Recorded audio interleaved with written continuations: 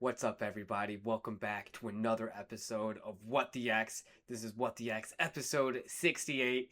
68 episodes. Thanks so much, everybody, for tuning in. Please like and subscribe. Really helping the channel out. I've been noticing. I appreciate all you guys. We're going to get to 300. Believe it. It's going to happen. But in the meantime, do we have a story today? Let me get right into it. Little new setup, guys. If you couldn't tell, I'm in the closet of my shared apartment with my fiance. I hope no one clips that and makes that sound terrible. I'm doing a podcast in a closet, I should say. Anyways, here's the news story on X, guys. This is pretty big stuff. This is a big story going on, all jokes aside. I'm gonna read it out to you guys right now.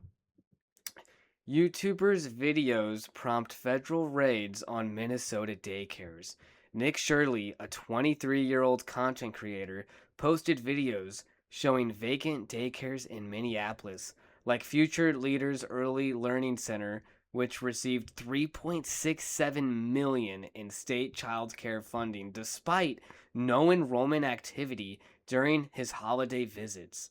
The clips led to swift action. Department of Homeland Security agents raided suspected sites on December 29, while state inspectors checked facilities and found children present during prior visits.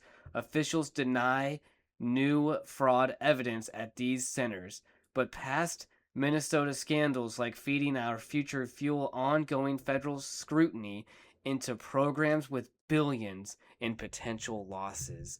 So I'm sure everybody's aware of Tampon Tim, the governor in Minnesota, and there's a lot of controversy with the Somalian tax fraud that seems to be plaguing the state. So without further ado, we're actually going to look into this video let me read what Nick Shirley had to say in this tweet first before we watch this, a little clip from him.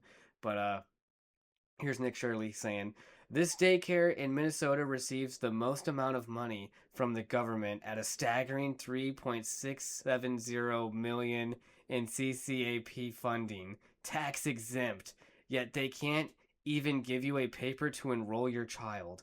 One top of the daycare fraud, you also have an autism center fraud. These centers have exponentially increased over the years. In 2024, $228,092,998 was allocated for autism Medicaid. Tim Walz is yet to say anything. Accountability for him and the fraudsters must happen." So guys, this is like all alleged. I'm not out here to say that someone's a fraudster or not, but if Tim Walz is in any way truly guilty of any of this, he should resign immediately. He's a disgrace to the U.S. office. Anyways, let's continue with the video. Again, who's to know what's real and what's not? As my fiance likes to say, everything's fake and gay, and I think that is true for a lot of stuff. But let's try to just, stay optimistic and just take in whatever they throw at us. So here we go. This is the clip here. 1 sec. Here we go. Learning Center. This building received over $3 million. Hello, how are you? I would like to see if I could bring little Joey, my son little Joey here. Is there paperwork or can I check out the daycare? No? Why can't I check out the daycare? Martin's not here. Okay, but if can I get paperwork or anything to submit my son little Joey to come in here to daycare?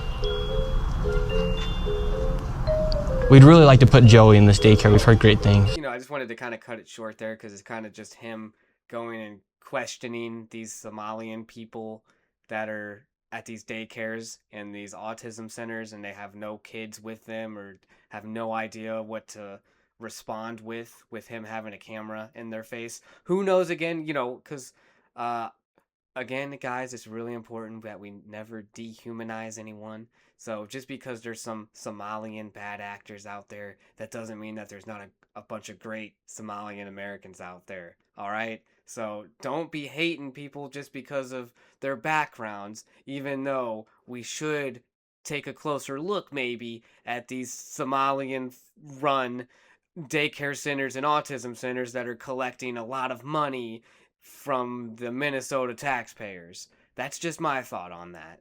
And then just to end it, guys, let's end with a crazy one here.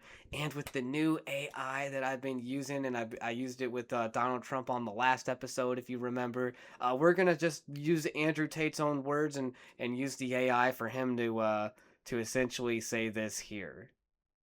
So let me go ahead and play it right now for you guys. White people are not being outcompeted by browns. They're being betrayed by fellow whites who hand the browns the world's easiest victory. Racist disarms you to hand away nations. Pathetic.